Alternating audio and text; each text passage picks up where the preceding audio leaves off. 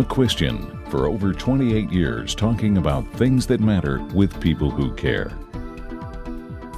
Production of McCuistion is made possible in part by individual viewers, supporters of the Foundation for Responsible Television, the University of Texas at Dallas, creating the future.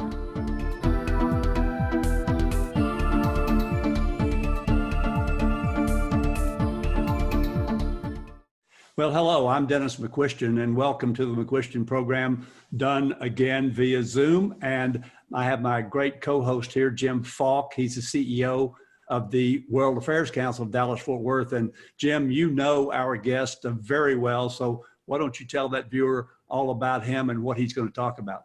I sure do, and thank you very much, Dennis. So for the many of us who have followed global strategist George Friedman's career, first at Stratford, the firm he founded in 1996, and now at Geopolitical Futures, which was established about 5 years ago, you know that his prognostications are bold and often accurate. Few are really better at taking lessons from the past, evaluating the present, and predicting the future. And he does all of this, as he's proud to remind us, from his home in Austin, Texas, quite far away from the nation's capital.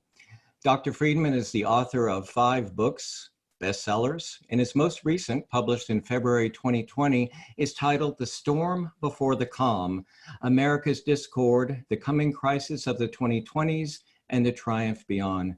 George, it's always nice to see you, and thanks for joining us from Austin today. And thanks for having me. It's very good to be here. Anywhere, it's good to be, somewhere. So The Storm Before the Calm really is a title that I found to be somewhat unsettling, as it suggests that we really are in for a continued rough patch. But you say that's normal for the United States. So let's begin our conversation, if we can, by you really describing the historical patterns that your research identified and that we are right in the middle of, perhaps right now. Well, there are 2 cycles. We have, one is a social and economic cycle. Breaks every 50 years. Last time it broke, we saw race riots. Martin Luther King was murdered. We saw inflation that was stunning. We saw the president imposing wage price controls, and he didn't get impeached. He resigned instead. So it was a time that serious people looked at us and saw the Vietnam War and said, this country's finished. It's tearing itself apart. 10 years later, Ronald Reagan came to power. It's not that he's Ronald Reagan, it's that we have a new era starting. And we have had one of the most marvelous periods of history the United States has had. The Microsoft revolution transformed our very lives and made a lot of people very rich. It's over now. The microchip is a staple. It is no longer high tech. It's 50 years old. So we are now at the point where we've run out the clock on that. We've run out the clock on the Reagan economic system. We've run out the clock, and we're now back where we started from, as we always are, with the most fundamental question America always has to face: race.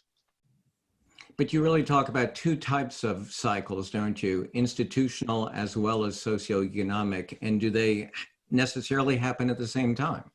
They have never happened at the same time.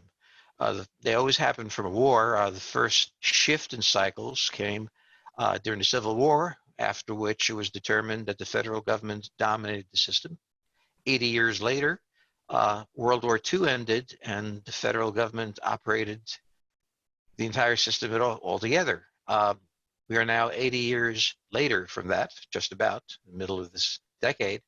So this is the first time that both the social cycle and the institutional cycle bottoms out at the same time, which indicates that this is going to be one of the more intense periods that we've seen.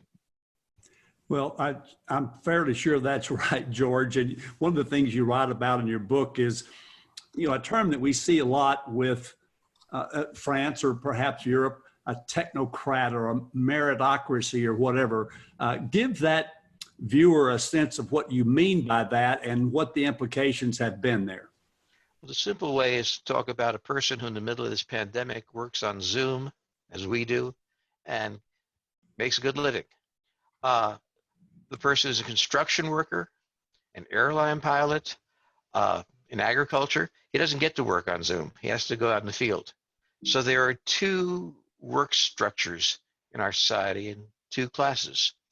And in the same way that the well-to-do technocrat experiences his life very differently than someone who's lost his custodial job and can't do it over Zoom, we've had this split coming. This was on its way. We had divided. The industrial working class had really collapsed to a great extent. They were lost. This new class that arose had nothing but contempt for the old one. George, one of the things you talk about in your book, especially as the beginning and the end of some of these cycles, you mention different presidents. And yet, if I read the book correctly, you basically say that the president, him or herself, doesn't really matter. It's the events that happen. So talk to us about that issue. Franklin Roosevelt came into office without a clue to what he was doing. Walter Lippmann wrote a great article about him, that he is the dumbest man who ever tried to be president of the United States, Franklin Roosevelt. Okay, well, he didn't know what he was going to do. He did what he had to do to become president. But what he did was innovate. He tried this, he tried that. He understood the problem. He understood what was wrong. It's very similar to Ronald Reagan. I loved Ronald Reagan, but I don't think Ronald Reagan actually had a clear idea of what was going to come next. But he tried this, he tried that, and he trusted people, and he did the most important thing of all. He gave the public confidence. When Franklin Roosevelt said, "We have nothing to fear but fear itself," that was an enormous statement, a very important one. And the thing the president ultimately is not the chief administrator of the United States. He's the leader. He gives the tone, he gives a sense. So these men, these transitional men, Reagan, Roosevelt, Andrew Jackson, I mean, they gave us a sense. They didn't manage anything. And that's where we are now. We've had our first transitional president, Ronald Reagan, and he has blown up the system, if you will, okay? Now, somewhere in the next 5 years, someone will come along to build a new one. You know, well, that's what I wanted to get to, because you talk about when the cycles will occur, but you wrote this book prior to COVID-19 and prior to Black Lives Matter at this time. So has that accelerated the beginning of these cycles? Well, COVID did. I mean, a lot of people say it changed everything. It kind of put everything on steroids. So where previously we would have said, okay, we're going to have this terrific racial problem hit us and then calm down. Well, now we're saying, if you get a vaccine, we'll calm it down. But it doesn't change the basic structure. Because one of the interesting things about COVID is how everybody got it wrong. The entire political system failed to understand it. The medical system failed to understand it. Dr. Fauci's a fine man, but if I hear him one more time explaining how he doesn't know anything, we don't know anything, we won't know anything, stay home. It was kind of a signature of the failure of the technocracy to do what it's supposed to do, be competent. Well, George, I understand that, and I certainly recognize and agree with you on that. But the other issue that is sort of a theme throughout your book and has certainly an impact is this whole issue of war, that America itself was sort of formed in a war, as we know. So take us through these sort of changes as relate to war right on up to today, if you don't mind. Well, the Civil War is about many things, and one of them was, are we a collection of states who would leave? Is this the European Union? Or are we one united country? And that was settled at a conference at Gettysburg, where it was decided that, no, we're one united country. The Great Depression was not solved by the New Deal. It was solved by World War II, which established the principle that the federal government could run the economy if it had to, and has been doing it for quite a while. So the wars that we've had, and we've had a lot of wars. During the 19th century, we were at war 70% of the time, if you count fighting the Indian nations, which was quite a war in itself. In the 20th century, we were at war for 17% of the time. In the 21st century, we would have been at war about 95% of the time. So we are a warlike nation. We don't think of ourselves as a warlike nation, but we are forged in battle. So what causes that? Well, one of the things that causes that is that we interfere with the world. We are the most dynamic power. We came out of nowhere. We were a third world country in 1880. By 1900, we produced half the industrial product in the world. And that unsettles the entire world. So suddenly we were in control of the Pacific. The Japanese needed the raw materials of Southeast Asia. We decided they wouldn't get them. We are intrusive and unexpectedly intrusive. The world used to say, where do they come from? Well, now they know where we come from, but we still feel responsible for Iran's internal policy. Not unreasonable, but it's going to lead us into some conflict. So beyond being a superpower, you're almost saying that we are an imperial power and have been. Oh, yeah. We are the only global power in the world. China can't do anything in the Atlantic or the Mediterranean. Russia is a shadow of what it was. We are the only global power, and we also are the largest economy in the world. We're 1/4 of all the world's production, and we're the largest importer. So if we tell the Chinese we're not importing your goods, they've got a huge problem. Every step we take interferes with someone. There's no benign step, and that's really what's important to understand about us. We are so powerful, and we don't want to be. We're the first great anti-imperial revolution. But more than that, we want to be left alone to enjoy our pleasures. George, on the other hand, we can't be. Yeah, but George, you used the term, and Jim alluded to something very close to it when he said imperial power. Yeah. You used the term empire. There are a lot of us who believe that the United States is an empire. Obviously, empire has with it negative connotations, but you sort of have a positive approach about, even though you would agree that we are an empire, I guess it's almost like a friend of yours wrote a book called The Accidental Superpower and all that. Tell us how that is different from what we usually think about when we think of the British Empire or the Spanish Empire or whatever. Well, the British Empire is a case. It was formerly an empire. It thought of itself as an empire. It had imperial offices. It went to India as an imperial power. We are not intending to be an imperial power. It just kind of happened to us. We have so much power that we influence everything that happens in the world, but we don't have a foreign office like the British had. This is good, but it's also bad because we have guys at the State Department who still think they're fighting a Cold War, who haven't understood who we are. Interestingly enough, Trump was the one who said basically, we can't be fighting all these wars. We got to stop them. We got some problems, the Chinese. We got other problems that we don't have. Afghanistan, let's go home. So it was a very interesting thing that a man who's not necessarily sophisticated in foreign policy instinctively understood that it's not good to lose wars. Well, we're struggling to what it means to be an American in an age when we're the only power. And we're an empire. We can't, that's a description of what we are, not what we want to be.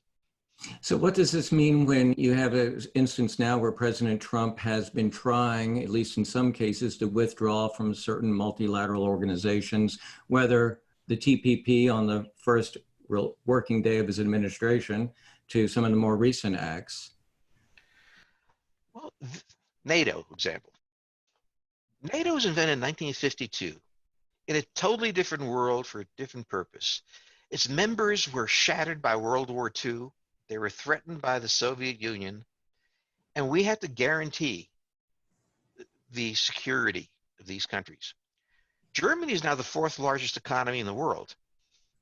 Germany has no army to speak of, but Germany has the legal right to call on the United States to defend itself.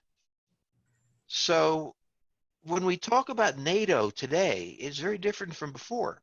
Now, some people say this is the sign of our commitment to Europe. To which the answer is, one, Why do we have a commitment to Europe? And two, where's the European commitment to us? I want to get to another part of your book that I found very interesting, and that was about the complexity of the U.S. government. And it's not, as you say, that the government has too many employees. It's just that perhaps it's too complicated. Well, the root of this started with the Manhattan Project. The experts went in there and they did this extraordinary thing. They ended World War II by building this bomb that nobody's seen. And we were enamored by experts. And we built governments on experts. Experts are great, but they have a weakness. They're hedgehogs. They know a little thing extremely well. Now you get a bunch of hedgehogs together. Who's the fox? Well, there are no foxes. So when we write the healthcare plan, it's 15,000 pages. I promise you, no one has read the whole thing. No one sees the contradictions, the tensions. No one can have an understanding. But the person who wrote that chapter, boy, he really understood that chapter. So the problem that we have is that expertise has its limits. And we came out of World War II, the last institutional phase that began, with a worship of expertise, of technocracy. And they've made a complexity of rules. So for example, if you go to the Social Security office, I found out I didn't register for Medicare. Didn't need it, didn't talk to me. I went there and they said, well, now we're going to fine you for that. I said, well, I didn't charge anything. And the nice lady at the desk said, yeah, I know it's crazy, but there's nothing we can do about it. It's the suspension of common sense. One of the things that expertise does is suspends the common sense that says, guys, you can't have anything this complicated. Social Security Act was 15 pages long. One of the most transformative acts in American history. The Healthcare Act is 1,500 pages long, and their regulations are 15,000 pages long, and you have no idea what's in there. When the citizens have no idea what's in there, that's a direct threat to democracy. Nancy Pelosi famously said she didn't know what was in the Affordable Care Act. Let's pass it and then we'll find out. So that was one thing. So let me take you back to what Jim just mentioned there. Let me take back to the first part of the book that you wrote. There were a couple of Latin phrases that are on our currency. One of them has to do with from many one, the pluribus unum, and the other one I never can pronounce right, but basically it has to do with a new order of the ages, if I'm quoting that right. And I think what you said there was that a goal, certainly in the Constitution, was to restrain government. That was one of the things, and also to make it inefficient. Now, we know it's inefficient. Restrained is something I'd like to argue with you about because I don't think it's been restrained. But I think you said something about it does a few things and it does them poorly. I would say today the problem is that it is too big and it does way too many things and it still does them poorly. Well, what those phrases meant, and they're very important, because it's Benjamin Franklin, Thomas Jefferson, and John Adams who sat down to write those words. And what they meant was there's never been anything like this before. This is a new order of the ages. This is the American age. And that was important and it was prescient. Now, the problem of this is we're a machine and we run so fast and we overrun our mark constantly. So we go through a period where the Eastern bankers were really driving the country until they're strangling the Louisiana Purchase. Nobody can settle there because nobody has money. Or in this case, we have overrun what a government can do. We fought a war. We came out of it, the dominant country in the world. We saved it from unspeakable evil. But when we were done, we wanted to do it again. And if we couldn't do it again in war, we'll do it everywhere. So we are constantly overrunning our mark. This is not unusual. We're certainly at a crisis now, a very vital crisis, where we've overrun the critical mark of common sense. Now, I use common sense a lot because that's what the founders would have used. For the founders, one of the agents of governance is an understanding of what you're doing and why and whether it'll work or not. And ordinary human beings could govern. Okay? Well, for a short time now, we're going to be out of that league. We're in a league where we're going to have a disease, and we are supposed to have amassed massive expertise that can solve this. And they can't, and that's okay. Okay. But we have a bunch of people who worship that expertise and say, where's the cure? Well, God had many diseases for which there were no cure, and even Dr. Fauci can't solve it. So in a sense, George, would you say that our education system has failed us? Well, our education system has certainly suited us in creating a class of people who know each other, like each other, and have done some very important internships at Goldman Sachs. Now, can a woman from Arkansas who is a deep anti-abortionist and wants to go to Harvard and start an anti-abortion center, okay, is she going to get in there? It was something very interesting, which is that at Harvard, there's a questionnaire for the people interviewing them. And one of the questions is this the kind of person you'd like to room with?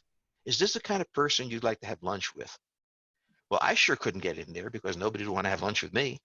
But who can get in there? It's like Fitzgerald's novels. The people like us, our kind of people.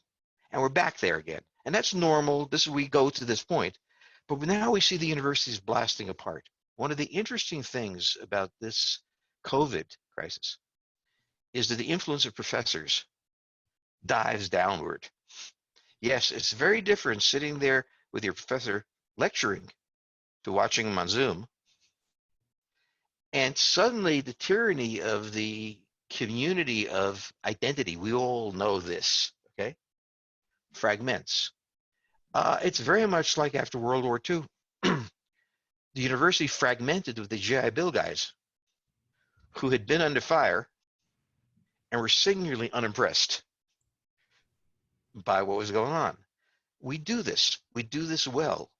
Our pain is we're living in the middle of it.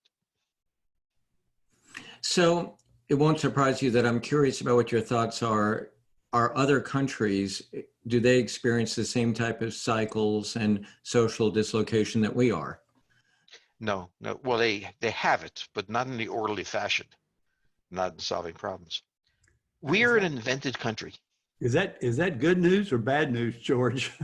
Well, for us, it's good news. It's bad news if they come after us. But it's like this: we're an invented country.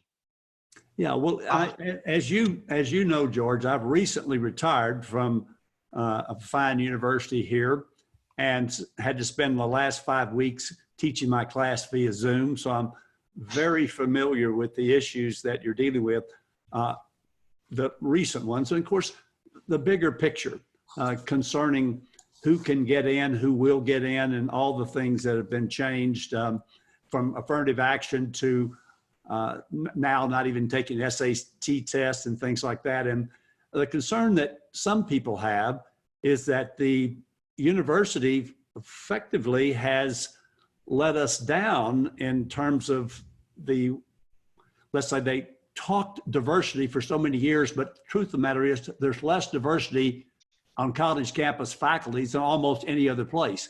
What, if anything, does that have to do with the storm you're talking about? Well, they're diverse at everything but ideas. I was a professor. I left because I was told that I'd study philosophy and I can't do foreign policy. So I left it, the little niches. But the important thing is this: the vast landscape of the industrial working class have children. And the industrial working class is 50, 60 years old. And they're not going to get out of here. But those children aren't going to get out of here either. And they're cut off in a way that they never were. There was a moment in American history, GI Bill, where the universities exploded with all these people who had experiences far beyond those of their professors. And that generation created a modern American middle class.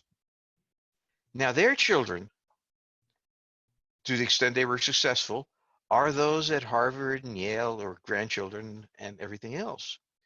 And they feel entitled. But they're not, we talk about feeling privilege when we speak about Blacks and Hispanics, and yes, there is that privilege. But there's also a deep privilege that goes into the idea that some redneck from Texas doesn't belong with us. And the idea, and now we have a big problem because many universities are going to fail. Many universities that don't have the endowments are going to go fail, and it's going to be the ones that have the endowments who are also the least tolerant that are going to be in power. But we already see the revolt with the Hollywood types who got their kids into school by paying money.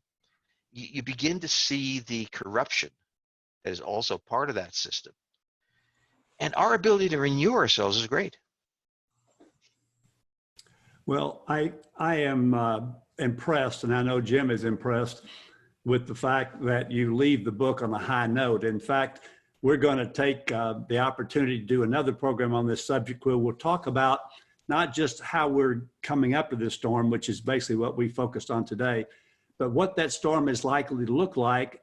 And then I'm hoping at the end of the next program, you will give us some hope, so to speak, that we will in fact get through that as we have typically done. So for that person watching, George, thank you for joining us. Jim, I always appreciate your being here, of course. Join us on LinkedIn, join us on Twitter, follow us at McCuistionTV.com for this and other programs similar to it, because as I think you know, we always talk about things that matter with people who care. For more information, call 214-750-5157 or email Nikki N at NikkiMcCuistion.com. Visit our website at www.McCuistionTV.com. You can also follow us on Twitter at www.twitter.com/McCuistionTV or download McCuistion TV video podcast on iTunes.